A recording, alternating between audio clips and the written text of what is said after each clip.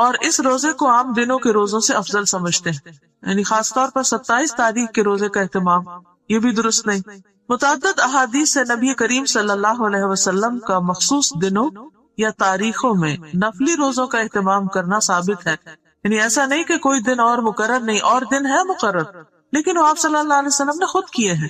آپ کے بعد کسی اور کو اجازت نہیں کہ وہ لوگوں کے لیے دن مخصوص کر دے کہ اس دن لازمی روزہ رکھنا ہوگا اور اس کا ثواب زیادہ ہوگا۔ متعدد احادیث سے نبی کریم صلی اللہ علیہ وسلم کا مخصوص دنوں یا تاریخوں میں نفلی روزوں کا اہتمام کرنا ثابت ہے، جیسا کہ ایام 20 میں ہر قمری مہینے کی 13، 14، 15 تاریخ، 20 ان کو اس لیے کہتے ہیں کہ یہ چاند کی وہ راتیں ہوتی ہیں جس میں ہر طرف چاندنی پھیلی ہوئی ہوتی ہے اور ہر چیز سفید نظر آتی ہے ایک طرح سے، تو 20 جائی ابیت سے، یا ہر سوموار اور جمعرات کو، یہ بھی مسنون ہے کیونکہ آپ نے اس کا اہتمام کیا۔ ذوالحجہ کے ابتدائی عشرے میں پہلے 10 دن یعنی 9، 10 محرم کو ابتدائی عشرے میں، یعنی اس کا مطلب نہیں کہ 10 تاریخ تک، 10ویں تاریخ کو تو عید ہوتی ہے، یعنی 9 تاریخ تک مراد ہے، 9، 10 محرم کو، یا پھر کثرت سے ماہ شعبان میں، ان تمام کے بارے میں صحیح اور مستند احادیث ملتی ہیں، لیکن 27 رجب کے روزے کے بارے میں کوئی روایت نہیں ہے، لہٰذا اگر کوئی خصوصی طور پر اس دن کا روزہ رکھتا ہو تو اس کا روزہ تو ہو سکتا ہے، مگر یہ عمل مسنون نہیں ہوگا بلکہ بدعت شمار ہوگا۔ قرآن کریم میں ارشاد ربانی ہے، یا ایھا الذین آمنوا لا تقدموا بین یدی اللہ ورسولہ، الحجرات آیت 1۔ اے لوگوں جو ایمان لائے ہو، اللہ اور اس کے رسول سے آگے نہ بڑھو۔ عمر رضی اللہ عنہ اس ماہ میں نہ صرف یہ کہ روزہ رکھنے سے منع کیا کرتے تھے، بلکہ لوگوں کے ہاتھوں پر ہاتھ مار کر مجبور کرتے کہ وہ روزہ توڑ دے، کیونکہ ماہ رجب کی تعظیم اور اس میں روزہ رکھنا دور جاہلیت کی رسم تھی۔ یہ مصنف ابن ابی شیبہ کی روایت ہے۔ اور ایسا کیوں کرتے تھے؟ کیونکہ قرآن پاک کا یہ حکم ان کے سامنے تھا کہ لوگوں اللہ رسول سے آگے مت جاؤ، یعنی جو کام انہوں نے نہیں بتایا وہ تم اپنے ہاتھ میں نہ لو اور ان سے بڑے بننے کی کوشش نہ کرو، کیونکہ عموماً حکم چلانے والے ایک طرح سے اپنی بڑائی کا اظہار کر رہے ہوتے ہیں۔ البتہ اگر کوئی شخص بطور عادت ہر ماہ چاند کی 13، 14 اور 15 تاریخ یا پیر اور جمعرات کو رکھتا ہو تو اس ماہ میں بھی رکھ سکتا ہے، یعنی اگر 27 رجب پیر کو آ رہی ہے اور اس کی پہلے سے عادت ہے ہر پیر کو روزہ رکھنے کی، تو ایسا شخص روزہ رکھ سکتا ہے۔ صرف رمضان کے روزے رکھ کے فارغ نہ ہو جائے گی، بلکہ رمضان کے بعد شوال اور شوال کے بعد بھی نفلی روزوں کا اہتمام کیجیے۔ صرف زکوٰۃ دے کر فارغ نہ ہو جائیے، بلکہ صدقہ خیرات کو اپنی زندگی کا ایک حصہ بنا لیجیے۔ یہ سب چیزیں اللہ کا قرب حاصل کرنے کا ذریعہ۔ صرف حج کر کے فارغ نہ ہو جائیے کہ میں نے اپنا فریضہ ادا کر دیا، بلکہ عمرے پر عمرے کا بھی اہتمام کیجیے۔ یہ ساری عبادات یعنی نفلی عبادات جو ہیں، یہ آپ کو اللہ تعالیٰ کا قرب عطا کریں گی، اللہ تعالیٰ کی محبت عطا کریں گی۔ پھر اللہ تعالیٰ فرماتے ہیں اس حدیث قدسی میں، جب میں اس سے محبت کرنے لگ جاتا ہوں تو میں اس کا کان بن جاتا ہوں جس سے وہ سنتا ہے، اس کی آنکھ بن جاتا ہوں جس سے وہ دیکھتا ہے، اس کا ہاتھ بن جاتا ہوں جس سے وہ پکڑتا ہے، اور اس کا پاؤں بن جاتا ہوں جس سے وہ چلتا ہے۔ اگر وہ مجھ سے مانگے تو میں اسے دیتا ہوں، اگر وہ مجھ سے پناہ کا طالب ہو تو میں اس کو پناہ دیتا ہوں۔ یعنی اس کے کان، آنکھ، ہاتھ، پاؤں سب اللہ کی اطاعت میں لگ جاتے ہیں، اللہ سبحانہ تعالیٰ کی نافرمانی کے کام چھوڑ کر اللہ تعالیٰ کی فرمانبرداری کے کاموں میں لگ جاتے ہیں۔ ان اعضاء سے اللہ تعالیٰ نیکیاں کرنے کی توفیق دیتا ہے اور پھر اس شخص کی دعائیں قبول ہونے لگتی۔ اگر وہ مجھ سے مانگے تو میں اسے دیتا ہوں، اور اگر وہ مجھ سے پناہ کا طالب ہو، یعنی کسی شر سے بچنے کے لیے اللہ کی پناہ لینا چاہتا ہو، تو اللہ تعالیٰ اس کو پناہ بھی دیتے ہیں۔ میں کسی چیز میں تردد نہیں کرتا جس کو میں کرنے والا ہوتا ہوں، یعنی اللہ تعالیٰ فعال لما یرید، جو چاہتا ہے کر لیتا ہے، لیکن ایک کام میں تردد ہوتا ہے، اور وہ کیا ہے؟ جو مجھے مومن کی جان نکالتے وقت ہوتا ہے۔ وہ موت کو بوجہ تکلیف پسند نہیں کرتا، اور مجھے بھی اسے تکلیف دینا اچھا نہیں لگتا۔ تو بہرحال اگر آپ فرض عبادات کے ساتھ ساتھ نفلی عبادت کا اہتمام کرتے ہیں تو اس سے آپ اللہ تعالیٰ کے قریب ہوتے ہیں، اللہ تعالیٰ کی محبت پاتے ہیں، دعائیں قبول ہوتی ہیں، تکلیفوں اور شر سے پناہ ملتی ہے، اور انشاءاللہ موت بھی آسان ہو جائے گی۔ تو آج ہم بات کریں گے شوال کے روزوں کی بطور خاص اور نفلی روزوں کی بطور عام۔ رمضان کے روزے تو ہم پر فرض ہیں، لیکن بات ہے نفلی روزوں کی جو شوال میں ہی رکھنے شروع کر دیے جاتے ہیں۔ نفلی روزہ وہ ہوتا ہے جو فرض سے زائد ہوتا ہے، فرض کے علاوہ ہوتا ہے، فرض کی قضا نہیں ہوتی نفل، اس میں نفل کی نیت نہیں ساتھ شامل کرتے۔ وہ روزہ جو خالصتاً اپنی خوشی سے رکھا گیا، دل کی خوشی سے، کسی مجبوری سے نہیں، کسی کے کہنے پر نہیں، کسی کے پریشرائز کرنے پر نہیں، اپنے دل کی محبت اور اپنے دل کی خوشی سے۔ اور اس لیے بھی نہیں کہ بس روزہ رکھنا ہے، سارے لوگ رکھ رہے ہیں، اگر میں نہیں رکھوں گی تو لوگ کہیں گے تم نے شوال کے روزے نہیں رکھے، اور مجھے سب کو بتانا تو ہے کہ میں بھی رکھ رہی ہوں۔ یا یہ کہ مجھے روزہ رکھنا بہت پسند، اس سے صحت اچھی ہو جاتی، اس کے بہت سے طبی فائدے، اس لیے بھی نہیں، صرف اللہ کی رضا کے لیے، خلوص نیت کے ساتھ، کیونکہ اگر آپ ایسا کریں گے تو یہ روزہ آپ کو اللہ کا قرب عطا کرے گا، اللہ تعالیٰ کی رضا حاصل کر سکیں، اللہ تعالیٰ کی محبت حاصل کر سکیں گے۔ یہ آپ کے لیے تزکیہ نفس اور خواہشات سے جنگ کرنے کا ذریعہ بھی ہے، اپنی خواہشات کو کنٹرول کرنے کا ذریعہ، کہ وہ آتا نا قرآن مجید میں وَنَهَى النَّفْسَ عَنِ الْهَوَىٰ فَإِنَّ الْجَنَّةَ هِيَ الْمَأْوَىٰ، جس نے اپنے نفس کو خواہش سے روک لیا تو جنت اس کا ٹھکانہ ہو۔ تو روزے میں انسان اپنی خواہشات کو کنٹرول کرتا ہے، اور اس کے ساتھ ساتھ پھر وسیع اجر بھی ملتا ہے اللہ تعالیٰ سے۔ روزہ جہنم کی آگ سے 70 برس دور کرنے والا عمل ہے۔ صحیح مسلم کی روایت میں آتا ہے، ابو سعید خدری سے روایت ہے کہ رسول اللہ صلی اللہ علیہ وسلم نے فرمایا، جو بندہ بھی اللہ تعالیٰ کے راستے میں ایک دن روزہ رکھتا ہے، ایک دن، اللہ تعالیٰ اس دن کی وجہ سے اس کے چہرے کو 70 برس کی مسافت تک آگ سے دور کر دیتا ہے۔ یعنی اتنا دور جہنم سے ہو جاتا ہے انسان جب ایک دن بھی اللہ کی خاطر روزہ رکھتا ہے، اور جہنم کی گہرائی بھی 70 سال کی مسافت کے برابر ہے۔ ابو ہریرہ کہتے ہیں کہ قسم ہے اس ذات کی جس کے ہاتھ میں ابو ہریرہ کی جان ہے، بے شک جہنم کی گہرائی 70 سال کی مسافت کے برابر ہے۔ یعنی جہنم کے اندر اگر کوئی چیز پھینکی جائے تو تہ تک پہنچنے میں اس چیز کو کتنے سال لگتے؟ 70 سال لگتے۔ اتنی گہری ہے، ڈونگی ہے جہنم، اندر ہے، کیسا اندھیرا ہوگا۔ پھر جن لوگوں نے بیسمنٹس میں رہنے کا کوئی ایکسپیرینس کیا ہو تو آپ کو معلوم ہوگا کیسی گھبراہٹ ہوتی۔ کبھی آپ کو زمین کے اندر اترنا پڑے کسی بھی جگہ، چاہے پارکنگ کے لیے، چاہے ویسے رہنے کے لیے، یا کسی پروگرام میں بھی کچھ ہالز ہوتے ہیں نا وہ بیسمنٹ میں ہوتے ہیں، تو ان کی فیلنگ کچھ اور ہوتی، حالانکہ وہ صرف ایک فلور نیچے ہوتے ہیں یا 2 فلور نیچے ہوتے ہیں۔ تو جہنم تو اتنی گہری ہے، اتنی گہری کہ 70 سال تک بندہ گرتا ہی جائے، گرتا ہی جائے، گرتا ہی۔ امیجن کر سکتے ہیں وہ کتنی گہری ہے۔ تو اس جہنم سے بچانے والی کون سی چیز ہے؟ روزہ۔ نبی صلی اللہ علیہ وسلم نے فرمایا، جس شخص نے اللہ کی راہ میں ایک دن روزہ رکھا تو اللہ تعالیٰ اس کے اور آپ کے درمیان ایسی خندق بنا دیتا ہے جتنا کہ زمین اور آسمان کے درمیان فاصلہ ہے، یعنی اتنا دور ہو جاتا ہے انسان جہنم سے۔ اسی طرح ایک اور حدیث میں آتا ہے، رسول اللہ صلی اللہ علیہ وسلم نے فرمایا، روزہ ڈھال ہے اور یہ مومن کے قلعوں میں سے ایک قلعہ ہے۔ قلعے میں انسان کیوں جاتا ہے، کب جاتا ہے؟ دشمن سے بچنے کے لیے۔ تو ہمارا سب سے بڑا دشمن کون؟ شیطان، اور اس کے بعد خود ہمارا اپنا نفس، ان النفس لعمارۃ بالسوء۔ تو جب انسان روزہ رکھتا ہے تو بہت سی برائیوں سے بچتا ہے، اور کیا کہتا ہے کہ میں روزے سے ہوں، اور پھر روزے کی وجہ سے وہ ایک قلعے میں محفوظ ہو جاتا ہے، یعنی گناہوں سے محفوظ ہو جاتا ہے، شیطان کی حربوں سے محفوظ ہو جاتا ہے۔ پھر روزے کو ایک ڈھال بھی کہا گیا ہے، الصیام جنۃ کجنۃ احدکم من القتال۔ رسول اللہ صلی اللہ علیہ وسلم نے فرمایا، روزہ ڈھال ہے، یعنی آگ سے بچانے والی چیز ہے، جس طرح لڑائی میں تم میں سے کسی کی ڈھال ہوتی ہے۔ ایک اور روایت میں آتا ہے مسند احمد کی، رسول اللہ صلی اللہ علیہ وسلم نے فرمایا، جو شخص اللہ کی راہ میں اپنی زائد چیز خرچ کر دے، یعنی جو ضرورت سے زائد ہے، اس کا ثواب 700 گنا ہوگا۔ جو اپنی ذات اور اپنے اہل خانہ پر خرچ کرے، یا کسی بیمار کی عیادت کرے، یا کسی تکلیف دہ چیز کو راستے سے ہٹا دے، تو ہر نیکی کا بدلہ اس جیسی 10 نیکیاں ہوں گی۔ اور روزہ ڈھال ہے بشرطے کہ انسان اسے پھاڑ نہ دے۔ پھاڑتا کیسے؟ گناہ کر کے، غلط کام کر کے۔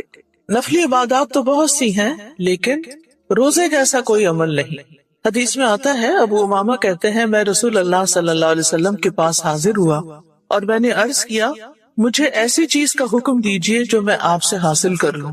آپ نے فرمایا، روزہ رکھا کرو، کیونکہ اس جیسی کوئی چیز نہیں، یعنی ایسی نیکی ہے کہ کوئی اور چیز اس کا مقابلہ نہیں کر سکتی۔ اور ابو امامہ ہی کی ایک روایت اور میں جو تفصیل سے آتی ہے، ابو امامہ کہتے ہیں کہ رسول اللہ صلی اللہ علیہ وسلم نے ایک لشکر ترتیب دیا تو میں آپ کی خدمت میں حاضر ہوا۔ اور عرض کیا یا رسول اللہ صلی اللہ علیہ وسلم میرے حق میں اللہ سے شہادت کی دعا کر دیجئے۔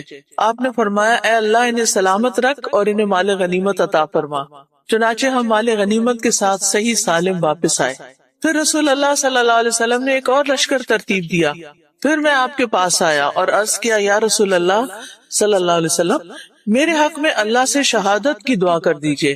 آپ نے فرمایا اے اللہ انہیں سلامت رکھ اور مال غنیمت کے ساتھ لوٹا۔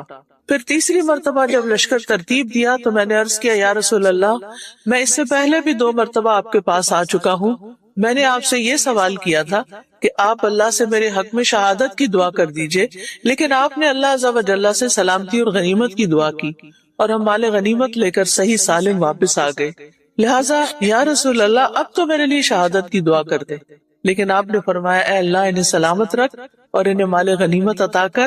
کہتے ہیں ہم مال غنیمت لے کر صحیح سالم واپس آ گئے۔ اس کے بعد میں آپ کی خدمت میں حاضر ہوا اور عرض کیا اللہ کے رسول مجھے کسی عمل کا حکم دیجئے، کوئی حکم دیجئے میں کوئی کام کروں، کچھ نیکی کروں۔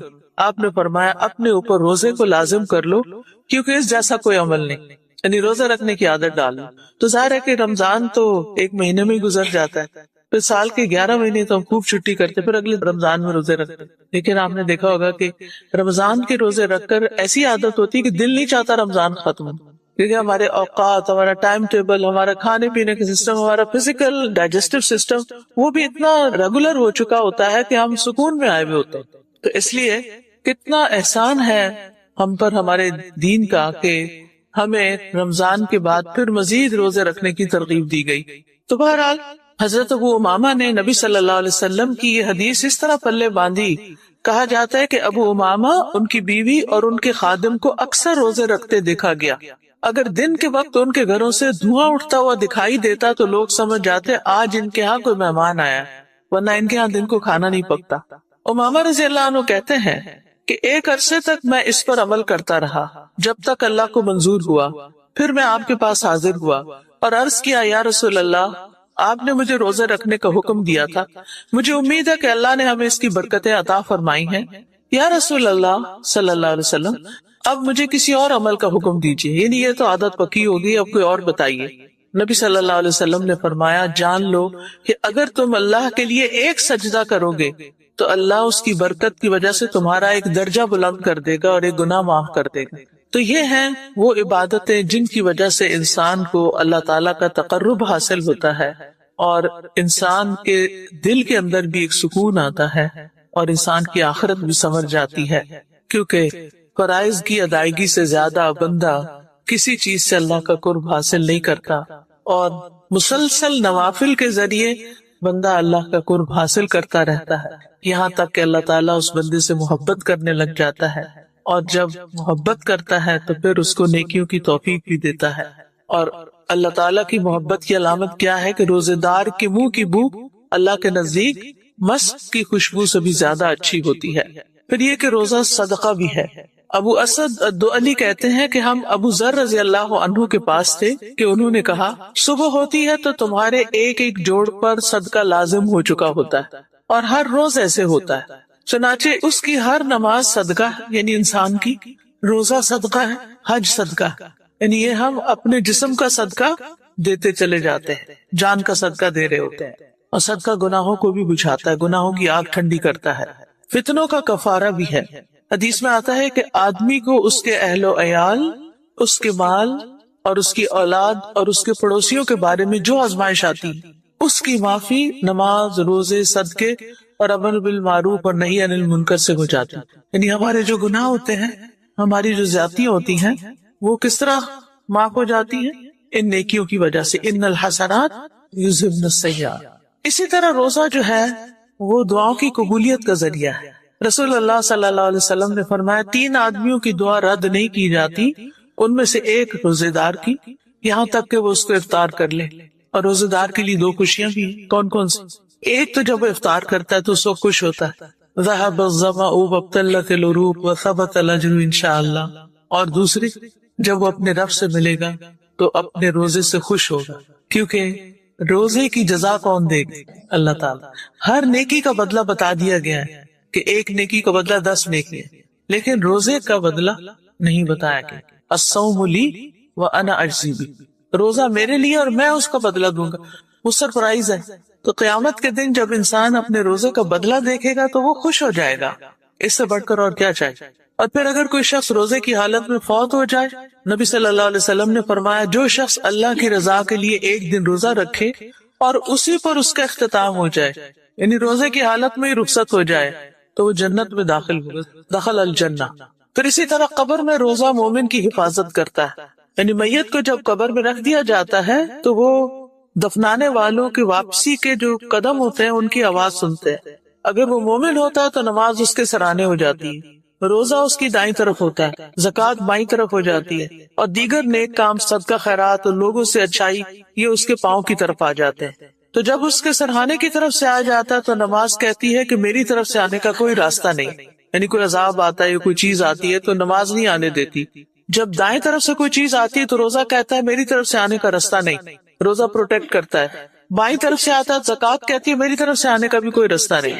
اور اگر پاؤں کی طرف سے کوئی چیز آنا چاہتی ہے تو دیگر نیک اعمال، صدقہ، نماز، نیکی، لوگوں سے حسن سلوک، وہ کہتے ہیں کہ میری طرف سے بھی آنے کا کوئی راستہ نہیں. اور اس طرح انسان قبر میں بھی صحیح سلامت محفوظ ہوتا ہے.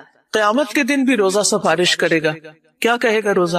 اے رب، میں نے دن کے وقت اسے کھانے اور خواہشات کی تکمیل سے روکے رکھا، اس کے بارے میں میری سفارش قبول فرمائی، یعنی اس کو بخش دیجیے اور اس کی سفارش قبول کر لی جائے گی. اسی طرح قرآن مجید بھی سفارش کرے گا. ابو امامہ جن کا ذکر پیچھے گزرا ہے، ان کی ایک اور روایت بھی ملتی ہے مسند احمد میں. وہ کہتے ہیں ایک مرتبہ میں آپ کی خدمت میں حاضر ہوا اور عرض کیا مجھے کسی عمل کا حکم دیجیے جو مجھے جنت میں داخل کرا دے.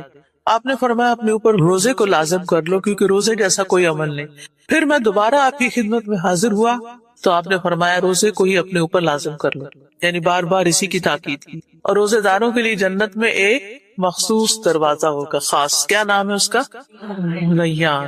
اور جب آخری روزہ دار داخل ہو جائے گا تو اس دروازے کو بند کر دیا جائے گا. اور روزہ رکھنے والوں کے لیے جنت میں خوبصورت بالا خانے بھی ہیں. حدیث میں آتا ہے جنت میں ایک بالا خانہ، وہ اوپر کا مقام ایسا بھی ہے جس کا ظاہر اس کے باطن سے اور باطن ظاہر سے نظر آتا ہے، جیسے گلاس کے ونڈوز ہوتے ہیں. یہ اللہ نے اس شخص کے لیے تیار کیا ہے جو لوگوں کو کھانا کھلائے، نرمی سے بات کرے اور مسلسل روزے رکھے، اور اس وقت نماز پڑھے جب لوگ سو رہے ہیں. تو ان چیزوں کا ہمیں اہتمام کرنا چاہیے. صحابہ جو تھے وہ میدان جنگ میں بھی روزہ رکھ لیتے تھے. عبداللہ بن رواحہ جو تھے جب ان کی شہادت ہوئی تو وہ روزے سے تھے. غزوہ موطا کے موقع پر زید بن حارثہ اور جعفر طیار جب شہادت پا چکے تو عبداللہ بن رواحہ کو فوج کا امیر مقرر کیا گیا. اس کی تاکید نبی صلی اللہ علیہ وسلم نے خود کی تھی. وہ روزے سے تھے، سورج غروب ہونے کے قریب تھا. سوچا افطار کر لوں تاکہ جسم میں کچھ طاقت آ جائے، پھر میدان جنگ میں اتروں گا. گوشت کا ایک ٹکڑا ان کے سامنے لایا گیا. انہوں نے روزہ افطار ہونے کے بعد گوشت کھانا چاہا لیکن مزہ نہ آیا. اور مزہ کیسے آتا؟ شہادت انہیں پکار رہی تھی. انہوں نے گوشت ایک طرف رکھ دیا، تلوار نیام سے نکالی، نیام کو توڑ ڈالا اور دشمن کی صفوں میں گھس گئے، شہادت پائی. پھر اسی طرح یہ کہ صحابہ سخت گرمی میں بھی روزے رکھتے تھے. ہم کہتے ہیں نا کہ جب سردی کا موسم ہوگا، ٹھنڈے روزے ہوں گے پھر رکھ لیں گے، لیکن صحابہ گرمی میں بھی رکھتے تھے. سیدنا ابو درداء کہتے ہیں سخت گرمی والے دن روزہ رکھو قیامت کے دن کی گرمی سے بچنے کے لیے. رات کے اندھیرے میں 2 رکعت نماز پڑھا کرو قبر کے اندھیرے میں روشنی کرنے کے لیے، کیونکہ یہ تو آگے پیش آنا ہی ہے نا، تو اس کی تیاری انہی عبادات کے ذریعے ہوگی. اور صحابہ خواہش رکھا کرتے تھے کہ انہیں گرمیوں کے روزے نصیب ہو.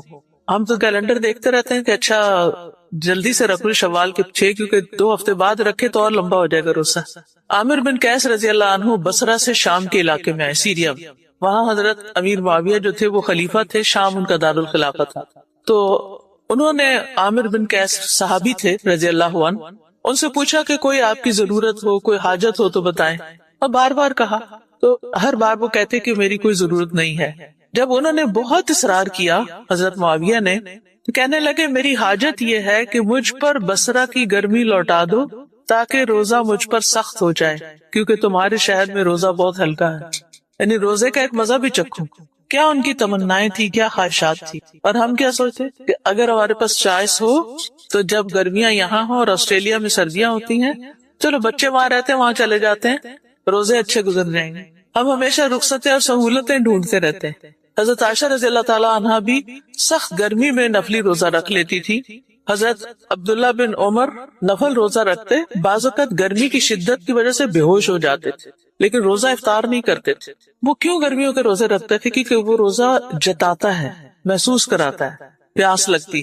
آج کل کے روزے تو بہت اچھے تھے، آسان تھے، پتہ ہی نہیں چلا روزے گزر گئے، ایک دن بھی پیاس نہیں لگی، یا لگی تھوڑی بہت لگی، مشکل نہیں تھی۔ تو وہ اپنے نفس کو محسوس کرانا چاہتے تھے، اور یعنی انسان ان چیزوں سے اپنے نفس کو توڑتا ہے، نفس قابو میں آتا ہے، نفس کنٹرول ہوتا ہے۔ اور صرف یہ نہیں کہ بڑے بڑے صحابہ ہی روزے رکھتے تھے، عوام بھی رکھتے تھے۔ عبداللہ بن عمر اپنے ساتھیوں کے ساتھ ایک سفر پر نکلے تو راستے میں ان کے لیے دسترخوان بچھایا گیا، پاس سے ایک چرواہا گزرا، سیدنا عبداللہ بن عمر نے اسے بلایا تاکہ وہ بھی ان کے ساتھ کھانے میں شریک ہو جائے۔ چرواہے نے کہا میرا روزہ ہے۔ سیدنا ابن عمر نے تعجب سے کہا اتنی سخت گرمی میں اور ان دشوار گزار گھاٹیوں میں، یعنی تم ان پتھروں کے اوپر بکریوں کے پیچھے بھاگ رہے ہو اور روزہ رکھ کے؟ اس نے کہا میں ان گزرنے والے دنوں میں جلدی کر رہا ہوں، زندگی گزرتی جا رہی ہے اور میں نیکی کمانے میں جلدی کر رہا ہوں کہ مجھے زیادہ نیکی مل جائے تھوڑے وقت میں۔ مومن کے لیے زندگی صرف دنیا کی زندگی نہیں، اس کی اصل زندگی تو آخرت میں شروع ہونے والی ہے جو کبھی بھی ختم نہیں ہوگی۔ وَإِنَّ الدَّارَ الْآخِرَةَ لَهِيَ الْحَيَوَانُ۔ مجھے خواتین کے موضوع پر بات کرنے کی دعوت دی گئی ہے، پروگریسو وومن کے موضوع پر، تو انشاءاللہ میں قرآن و سنت کی روشنی میں کچھ چیزیں آپ کی خدمت میں عرض کروں گی۔ سب سے پہلی بات یہ کہ اللہ سبحانہ تعالیٰ نے پورا قرآن جو ہے وہ مردوں اور عورتوں سب کے لیے اتارا۔ یہ صرف مردوں کی کتاب نہیں ہے، اس میں عورتیں ایکولی مخاطب ہیں، لیکن کچھ مقامات قرآن مجید کے ایسے ہیں کہ جہاں پر عورتوں کا الگ ذکر بھی کیا گیا ہے، مردوں کے ساتھ ساتھ عورتوں کا نام بھی لیا گیا ہے، جیسے سورۃ الاحزاب کی آیت نمبر 35 ہے جس میں اللہ تعالیٰ فرماتے ہیں ان المسلمین والمسلمات والمؤمنین والمؤمنات والقانتین والقانتات والصادقین والصادقات والصابرین والصابرات والخاشعین والخاشعات والمتصدقین والمتصدقات والصائمین والصائمات والحافظین فروجهم والحافظات والذاکرین اللہ کثیرا والذاکرات اعد اللہ لهم مغفرۃ واجرا عظیما۔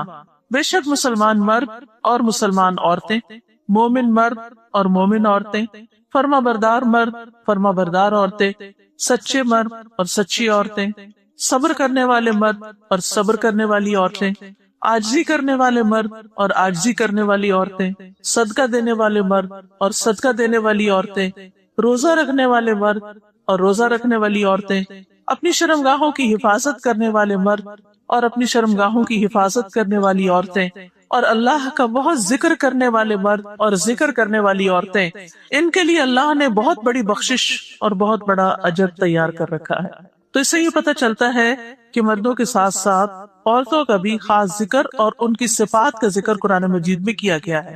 ویسے بھی اللہ سبحانہ وتعالیٰ دوسرے مقامات پر بھی اس کا ذکر کرتے ہیں کہ کوئی بھی جو تم میں سے اچھا عمل کرے گا، خواہ مرد ہو یا عورت ہو، اس کو ہم دنیا میں بھی ضرور اچھی زندگی بسر کروائیں گے۔ یعنی انسان کی نیکی کا اجر اس کو صرف آخرت میں ملنے والا نہیں، اس دنیا میں بھی اس کو اجر ملتا ہے۔ فَلَنُحْيِيَنَّهُ حَيَاةً طَيِّبَةً کا ذکر آتا ہے۔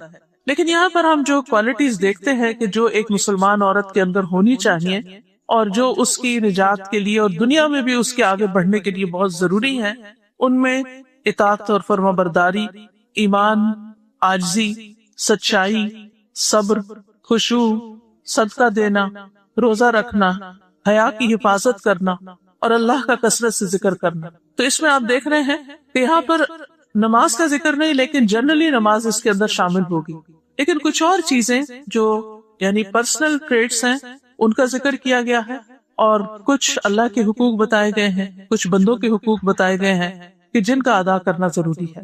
تو سورۃ الاحزاب کی یہ آیت 35 جو ہے، اس کی روشنی میں ہر خاتون کو اپنا جائزہ لینا چاہیے کہ جن لوگوں کے لیے اللہ تعالیٰ نے بخشش اور بہت بڑے اجر کا وعدہ کیا ہے، کیا یہ کوالٹیز میرے اندر موجود ہیں یا نہیں ہے۔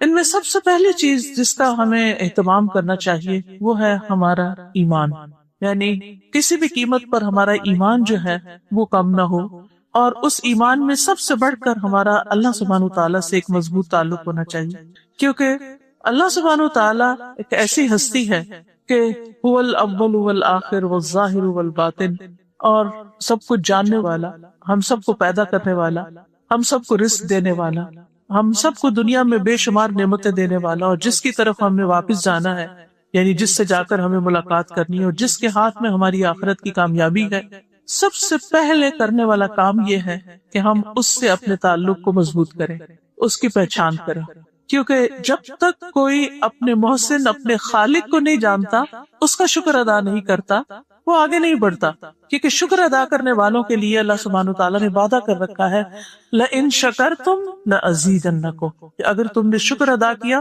تو میں تمہیں اور زیادہ عطا کروں گا، یعنی نعمتیں اور بھی دوں گا، دنیا میں بھی ملیں گی، آخرت میں بھی ملیں گی۔ تو اللہ سبحانہ وتعالیٰ ہی نے تو چونکہ سب کچھ ہمیں دیا ہے، اس لیے اس کو بھول کر ہم کہیں بھی ترقی نہیں کر سکتے۔ ایک شخص جو اللہ تعالیٰ کو نہیں مانتا، جو آخرت کو نہیں مانتا، اس کے لیے سب کچھ یہ دنیا ہی ہے، لیکن بحیثیت ایک مسلمان کے جب ہم یہ دعویٰ کر لیتے ہیں کہ اللہ ہم تجھ پر ایمان رکھتے ہیں، ہم آخرت کو مانتے ہیں، فرشتوں کو مانتے ہیں، کتابوں کو مانتے ہیں، تو اس کے بعد ہمارے اوپر کچھ ذمہ داریاں آ جاتی ہیں، اور وہ کیا ہے کہ ہم اپنے اس دعوے کو سچا کریں کہ واقعی ہم اللہ کو مانتے ہیں، اور کیا مانتے ہیں؟ اللہ کو سب سے بڑا مانتے ہیں۔ جیسے نماز میں ہم ہر سٹیپ پر کیا کہتے ہیں؟ اللہ اکبر، اللہ اکبر، اللہ اکبر، اللہ سب سے بڑا ہے، اللہ سب سے بڑا۔ تو ہمیں اپنے آپ سے سوال کرنا چاہیے کہ کیا میری زندگی میں واقعی اللہ سب سے بڑا؟ اگر وہ سب سے بڑا ہے تو اس کا حکم بھی سب سے بڑا، اس کی کتاب بھی سب سے بڑی، اس کی ہر بات بھی سب سے بڑی ہے۔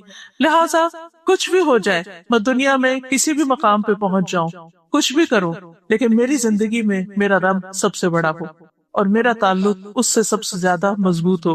جب وہ مجھے اپنی عبادت کے لیے بلائے تو میں حاضر ہو جاؤں، اور جب وہ مجھے بندوں کی خدمت کے لیے کہے تو میں بندوں کی خدمت کے لیے حاضر ہو جاؤں۔ جیسے ایک جگہ پر آتا ہے کہ اللہ سبحانہ وتعالیٰ قیامت کے دن فرمائیں گے، اے ابن آدم، میں بھوکا تھا، تو نے مجھے کھانا نہیں کھلایا۔ تو بندہ کہے گا کہ یا رب، آپ تو سب کو کھلانے والے ہیں۔ تو اللہ تعالیٰ فرمائے گا کہ میرا فلاں بندہ بھوکا تھا، اگر تم اس کو کھلاتے تو مجھے وہاں پاتے۔ میں بیمار تھا، تم نے میری عادت نہیں کی۔ تو بندہ کہے گا کہ یا رب، تو سب کو شفا دینے والا ہے، تو کیسے بیمار تھا؟ تو اللہ تعالیٰ فرمائے گا میرا فلاں بندہ بیمار تھا، اگر تم اس کی عادت کرتے تو مجھے وہاں پاتے۔ تو اللہ کی جو معرفت ہے، یا اللہ تعالیٰ کی جو پہچان ہے، یا اللہ تعالیٰ کی جو عبادت ہے، وہ صرف نماز کے ذریعے نہیں ہوتی۔ اللہ تعالیٰ کے ہر حکم کو ماننا ہی عبادت ہے۔ جو اطاعت ہے وہی دراصل عبادت ہے، کیونکہ اللہ تعالیٰ نے ہمیں اپنی عبادت کے لیے پیدا کیا۔ اللہ تعالیٰ ہم سے چاہتا یہ ہے کہ ہم اس دنیا میں رہتے ہوئے ایسی زندگی بسر کریں کہ جو اس کو راضی کر سکے، اس کو خوش کر سکے۔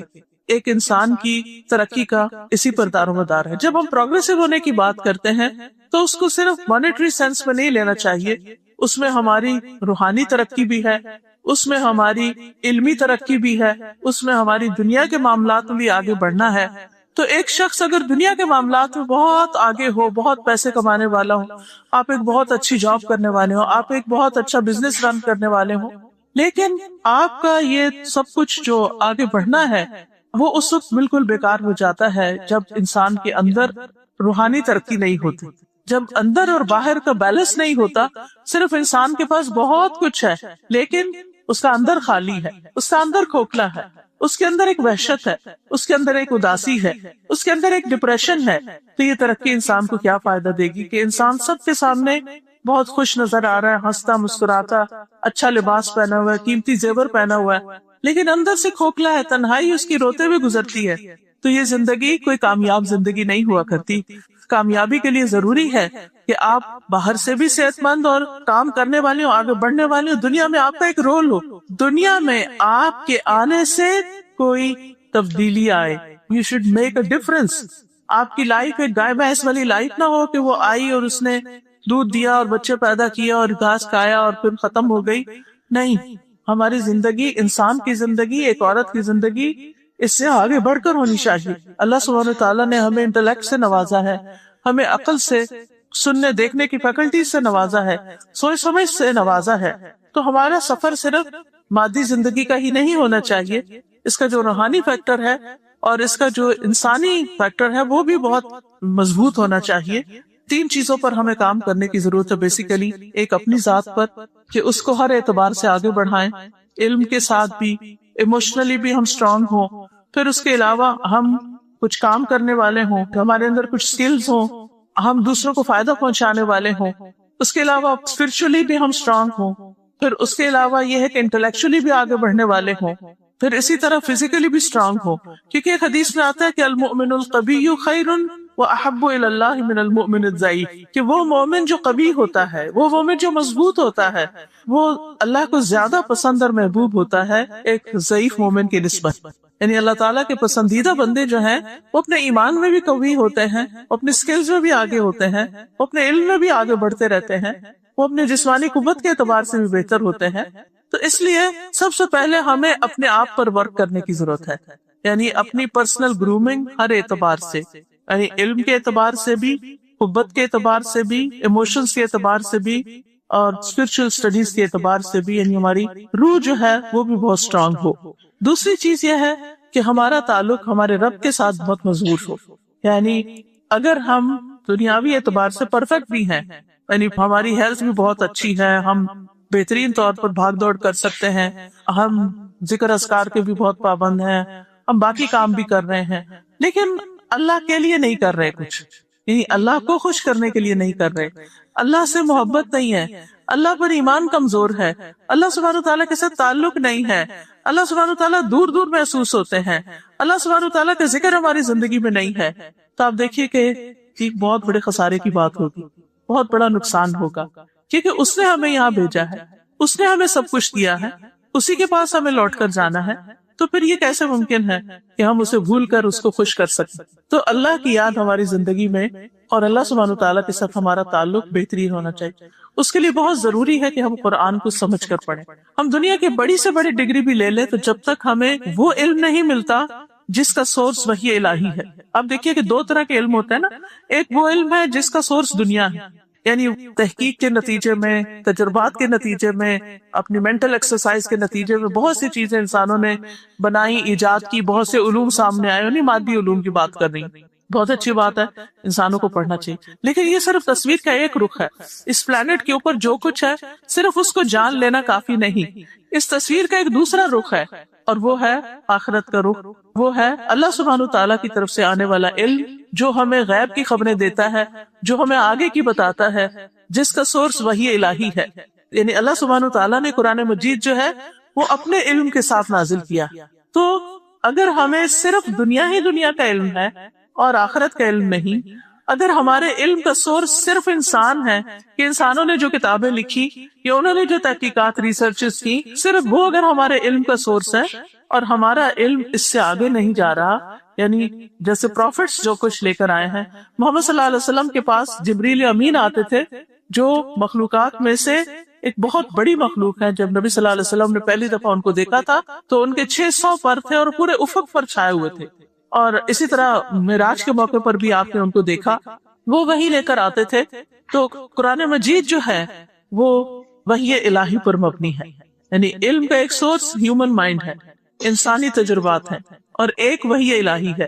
تو جب تک اس میں بیلنس نہیں ہوگا اس وقت تک آپ ایک کامیاب زندگی نہیں بسر کر سکتے۔ تو آپ اچھی سے اچھی ڈگری لیں، خوب پڑھیں، لیکن آگے بڑھنے کے لیے، ہمیشہ کی کامیابی کے لیے ضروری ہے کہ آپ پروگریس کریں، اور اس کے لیے قرآن مجید کو بھی سمجھ کر پڑھیں۔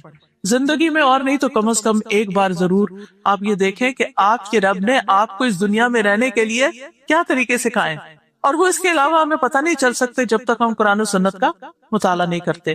تو اپنے رب سے تعلق مضبوط کرنے کے لیے رب کی کتاب کو پڑھنا بے حد ضروری ہے، دین کو سمجھنا ضروری ہے، اور اس کو ہم اپنے ایک ٹائم ٹیبل کے اندر شامل کر سکتے ہیں، اور چھوٹی چھوٹی باتیں سیکھ کر اپنے اخلاق میں، اپنے کردار میں، اپنے روزمرہ کے زندگی کے اندر لا سکتے ہیں۔ تیسری چیز جس پر آپ کو ورک کرنا ہے وہ آپ کے ریلیشن شپس ہیں، اپنے رشتہ داروں کے ساتھ، اپنے گھر والوں کے ساتھ، اپنے نیبرز کے ساتھ، انسانوں کے ساتھ، مسلمز کے ساتھ، نان مسلم کے ساتھ، دنیا میں جتنے بھی لوگ پائے جاتے ہیں۔ اب آپ دیکھیں اب تو دنیا ایک گلوبل ولیج بن چکی ہے، ہر طرف سے انٹریکشن ہو رہی ہے، مختلف طرح سے لوگوں کو ایکسپوجر ہو گیا، ہر چیز آپ کے ہاتھوں میں، پامز میں موجود ہے، جس چیز کے بارے میں آپ نکال کے پڑھنا چاہیں آپ ریسرچ کر کے پڑھ سکتے ہیں، جان سکتے ہیں۔ تو ایسے میں ان سب کے ساتھ ہمارا رویہ کیسے ہونا چاہیے، جنگ میں کیا ہو، امن میں کیا ہو، زندگی میں کیا ہوگا، اس کے بعد کیا ہوگا، یہ سب کچھ ڈیپینڈ کرتا ہے کہ آپ دوسرے انسانوں کے ساتھ کس طرح زندگی بسر کرتے ہیں۔ قرآن مجید میں سب سے پہلا حق ہمیں جو بتایا گیا انسانوں میں سے، اللہ سبحانہ تعالیٰ نے اپنے حق کے بعد وہ کس کا ہے؟ والدین کا، لیکن اکثر والدین جن سے میں ملتی ہوں وہ اپنے بچوں کی طرف سے ہی سب سے زیادہ پریشان ہیں. بچے بات نہیں سنتے، بچے شاؤٹ کرتے ہیں، بچے روڈنس اختیار کرتے ہیں، بچے پوچھتے نہیں ہیں. آج ہی صبح مجھے کسی نے بتایا کہ ان کی کسی سے بات ہو رہی تھی کہ ان کے فادر جو ہیں وہ کسی الیکشن میں کامیاب ہوئے، تو ان کا بیٹا پرائیویٹ جیٹ لے کر ایک دن کے لیے فادر کو ملنے کے لیے آیا، لیکن دوستوں کے ساتھ گھومتا رہا، ماں کو نہیں پوچھا. تو وہ بیچاری رو رہی تھی، چیخ رہی تھی، چلا رہی تھی کہ میرے بیٹے نے مجھے نہیں پوچھا، کیونکہ ایک ہی اکلوتا بیٹا ہے ان کا. تو میں یہ سوچ رہی تھی کہ چاہے انسان کے پاس زندگی کی ساری نعمتیں بھی ہوں، لیکن اگر اولاد کی خوشیاں وہ نہیں دیکھ سکتا، اولاد اس کے ساتھ اچھے سے بات نہیں کرتی، اولاد کی محبت اس کو نہیں ملتی، تو اس کی زندگی میں ایک بہت بڑا خلا ہوتا ہے. اگر نان مسلم بھی ہو پیرنٹس، اگر وہ پریکٹسنگ نہیں بھی، پھر بھی ان کے ساتھ اچھا سلوک کرنے کی ضرورت ہے. اگر وہ ہمارے ساتھ زیادتی بھی کرے، پھر بھی ان کے ساتھ احسان کا برتاؤ کرنے کی ضرورت ہے.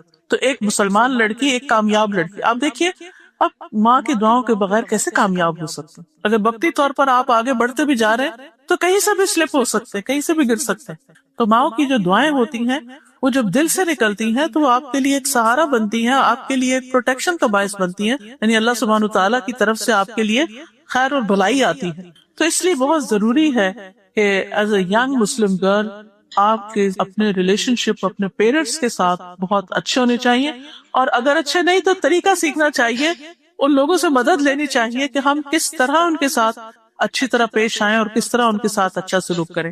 اس کے بعد آپ میں سے جو لوگ شادی شدہ ہیں اور ان کے یعنی اسپاؤسز ہیں، تو ایک عورت کے لیے ایک گھر کو جنت بنانے کے لیے بہت ضروری ہے کہ اس کا تعلق اپنے شوہر کے ساتھ بہت اچھا ہو.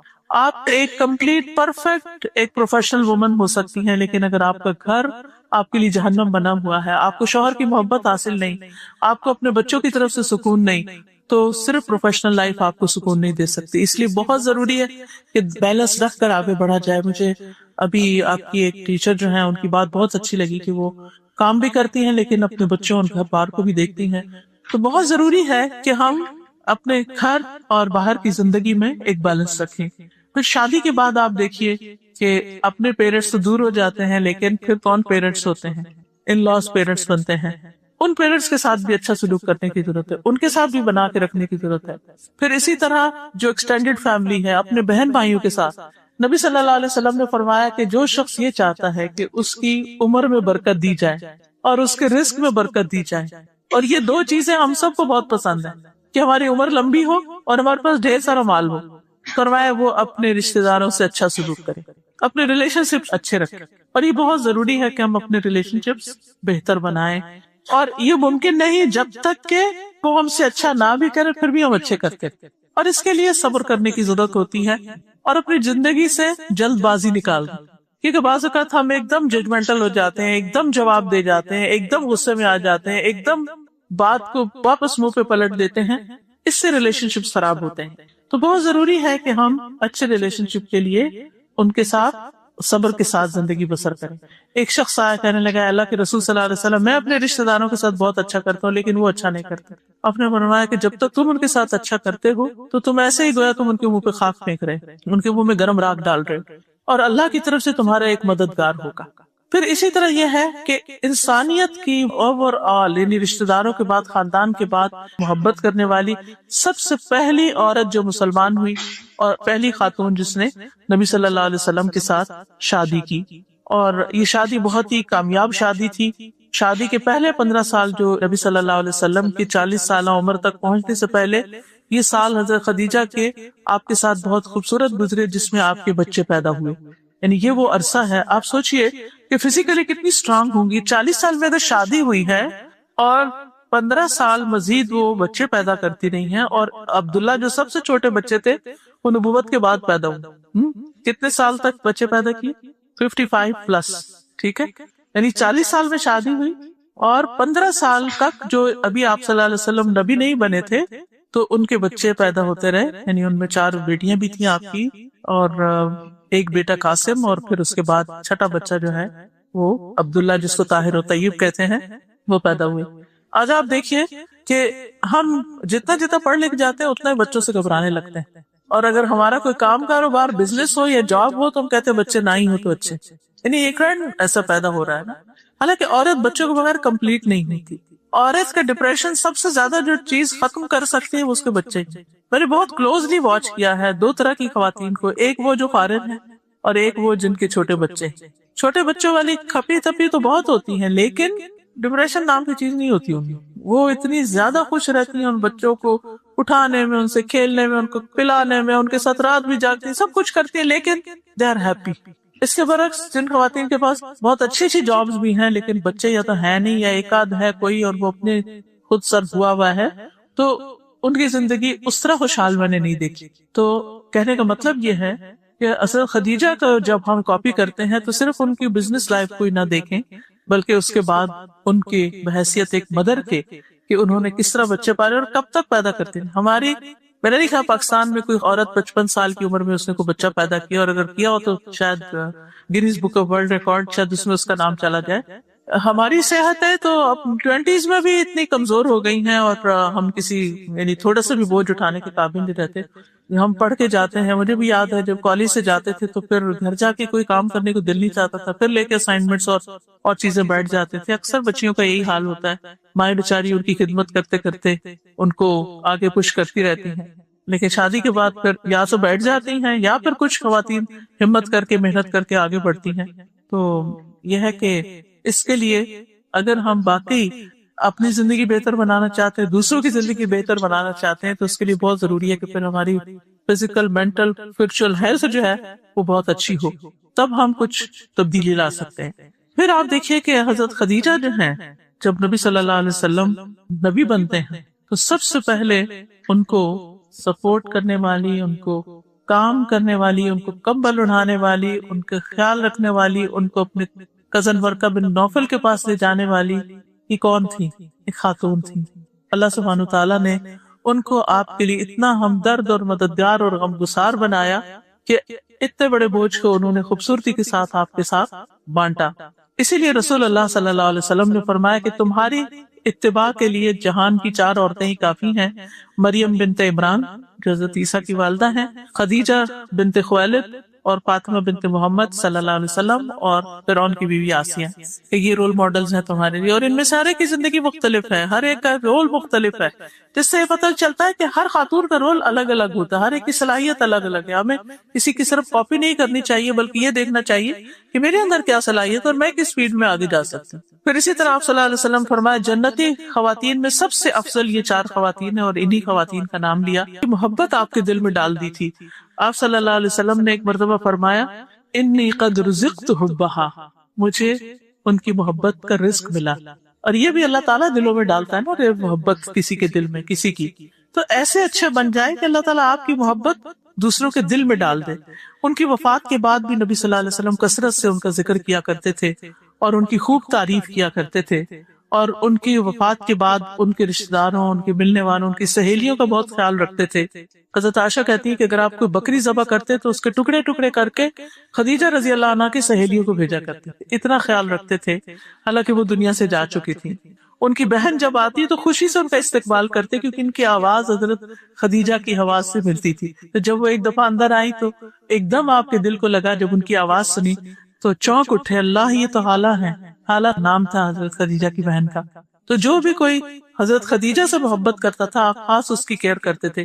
حضرت انس کہتے ہیں کہ نبی صلی اللہ علیہ وسلم کے پاس جب کوئی چیز لائی جاتی تو آپ کہتے جاؤ فلاں عورت کو دے آؤ, وہ خدیجہ کی سہیلی تھی, جاؤ فلاں عورت کے گھر دے آؤ, وہ خدیجہ سے محبت کرتی تھی.